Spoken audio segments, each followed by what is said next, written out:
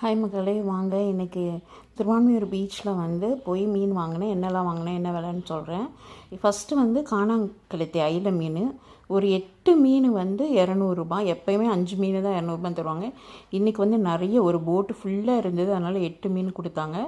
அதுக்கப்புறம் குழம்புக்காக ஒரு 100ரூபாய்க்கு கிழிச்ச மீன் அயில மாதிரியே இருக்கும், பட் ரொம்ப டேஸ்ட்டாக இருக்கும். குழம்புக்கு எப்போயாவது தான் கிடைக்கும், அதனால் ஒரு 100ரூபாய்க்கு ஒரு 27 மீன் இருந்தது, வாங்கினேன். அதுக்கப்புறம் இப்போ நெத்திலி தான் சீசன் போல், இந்த கோவா நெத்திலி பெருசு. ஸோ இது 200ரூபா ஒருத்தவங்க கிட்ட வாங்கினேன். அதுக்கப்புறமா இன்னொருத்தவங்க கிட்ட ஒரு 100ரூபாய்க்கு வாங்கினேன். ஸோ நிறைய நெத்திலி நல்ல பெருசாக நல்ல கொழுப்பாக இருந்தது. கழுவும்போது நானே தான் கழுவுனேன். மீதி 2 கடையில் வெட்டி வாங்கிட்டு வந்தேன். இந்த மீனெல்லாம் என்ன சமைச்சேன்னு பார்க்கலாமா? நெத்திலியை நல்லா மசால் போட்டு ஒரு பாக்ஸில் வச்சுட்டேன். கொஞ்சம் மசால் போடாமல் குழம்புக்கு வச்சுருக்கேன். கொஞ்சம் இன்றைக்கி ஃப்ரை பண்ணி லஞ்சுக்கு சாப்பிட்றதுக்காக வச்சுருக்கேன்.